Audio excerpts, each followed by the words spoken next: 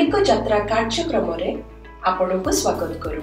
आसंतु आमे पालक प्रेमाशीष सतमान को द्वारा लिखित आजिर डिवोशन विषय रे चर्चा करिबा।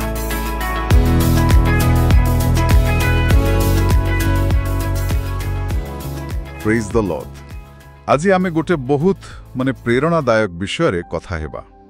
एटा पालक प्रेमाशीष सतमनकर गोटे लेखा उपरे आधारित आमे रक्त द्वारा आच्छादित। तो मूल प्रश्न हेउची आमे प्रकृत रे केमिति सुरक्षित ए दुनिया रे कौन से सुरक्षा। Praise the Lord. हाँ, एटा बहुत गुरुत्वपूर्ण प्रश्न आउ एहार आधार जेमती आपण कहिले बाइबल रे अछि। विशेष करी यात्रा पुस्तक तार 12 अध्याय 13 पद सेठी परमेश्वर कहिचंती आउ आम्भे मिस्र देश को दंड देबा समय रे सेही रक्त देखिले तुम्भ मानको छाड़ी आगो को जीवा, माने संहारक आघात तुम मानक प्रति घटिब नाही। तो एई पुराना प्रतिश्रुति आज भी केमिति काम करूची सेटा ही आमे टिके बुझिबा। हाँ, से कहानीटा मने पकेले मिस्ररू यात्रा बेले से जो शेष महामारी आसिला इस्राएलियो माने केमिति बंची गले। कौन से माने बहुत भलो थिले बोली? ना ना, सेमती नुहे।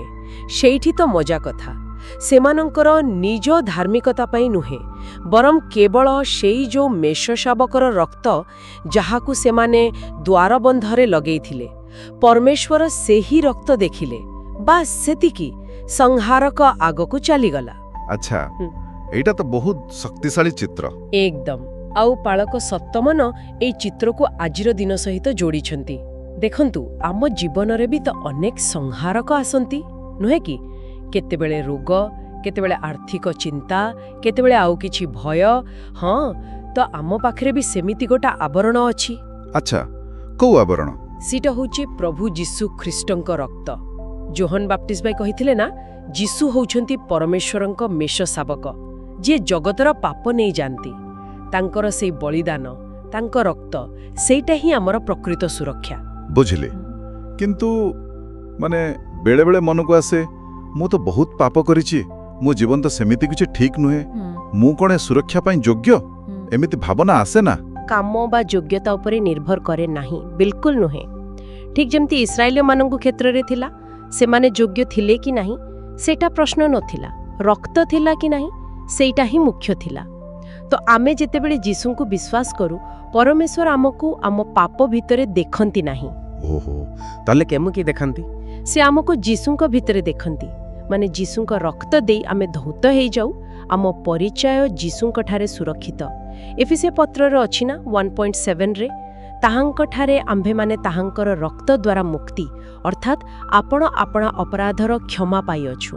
वाह, माने आमर आध्यात्मिक स्थितिटा आम अनुभव किंबा बाहर परिस्थिति उपरे निर्भर करेनी। जेमिति धरंत देह खराब लागुची तथापि परमेश्वरंको आगे आमे सुस्थ आ सुरक्षित एमिति। हाँ, ठीक सेया। एफिसियो 1.6 कहूची आमे अनुग्रहरे गृहीत, माने आमे ऑलरेडी परमेश्वरंक द्वारा ग्रहणीय, आमे विजय दलरे अछु। आउ एफिसियो 1.3 तो आहुरी आगो को जाई कहूची जे आम पाखरे स्वर्गीय स्थान मानंकरे समस्त आध्यात्मिक आशीर्वाद अछि। तेणु आमको बाहर को जहा भी लागु थाउ पछे परमेश्वरंक वाक्य अनुसारे ख्रीष्टंक ठारे आमे संपूर्ण, आमे सुस्थ। एइथि पई तो प्रभु भोज एते महत्वपूर्ण। सेठी आमे एही सबु सत्य को मने पकाउ, से जा विजय, आरोग्य, शक्ति सबु। अच्छा, आ गोटे कथा सेई लेखारे थिला हेबलर रक्त आउ जीसुंक रक्त विषय रे, से दुईटा भितरे कोन फरक सेटा टिके? हाँ, सेटा भी बहुत इंटरेस्टिंग पॉइंट। आदि पुस्तकरे अछि जेतेबेले काइन हेबेल को मारी देला, परमेश्वर कहिले तो भाईर रक्त भूमिरु मते डाक पकाउछि। से रक्त कोन पई डाकुथला? न्याय पई, प्रतिशोध पई। किंतु एब्री 12:24 कहूची जीसुंक रक्त हेबेलर रक्त अपेक्षा अधिक उत्तम विषय कहे। यह प्रतिशोध पई डाके नहीं, यह कौन कहे? यह कहे क्षमा, मुक्ति, मिल। हाँ, परमेश्वरंक सहित मिलन, विजय, उद्धार ए सबु कथा कहे। यह गोटे शक्तिशाली नो एंट्री साइन भली। नो एंट्री कहा पई? शत्रु पई, विनाश पई। यह आमको आध्यात्मिक विपदरु बंचाए। यह दया आउ अनुग्रहर घोषणा करे। या तो वास्तव में बहुत बड़ आश्वासना शक्तिशाली सत्य एटा ताहले ए जेते सब आमे आलोचना कले यार मुख्य कथाटा कोन सारांश रे देखंतु मूल कथा हैला जो माने प्रभु जीशु ख्रीष्टन को विश्वास करंती से माने तांको मूल्यवान रक्त द्वारा पूरा पूरी आच्छादित सुरक्षित मुक्त आम परिचय आम कर्मरे नुहे आम योग्यतारे नुहे बरं केवल जीशुंक ठारे अछि आमे परमेश्वरंकर आउ पालक प्रेमाशी सतमानंक लेखा एही गभीर सत्य को एही आश्वासना को ही बहुत स्पष्ट भावरे देखैछंती एहा केवल शुणिबा कथा नुहे एहा एक जीवंत वास्तवता। हाँ निश्चय तबे एही आलोचना परे समस्तंग पई गोटी चिंता करिवार विषय रहेला जदि आमे सत्रे विश्वास करू जे आमे जीशुंग रक्त द्वारा आच्छादित पूरा सुरक्षित ताले आम दैनंदिन जीवन रे जेतेबेले भय आसुची चिंता आसुची सेतेबेले आमे भय बदलरे विश्वास रे केमदी चली परिबा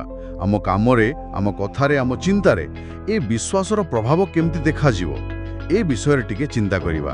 प्रेज द लॉर्ड।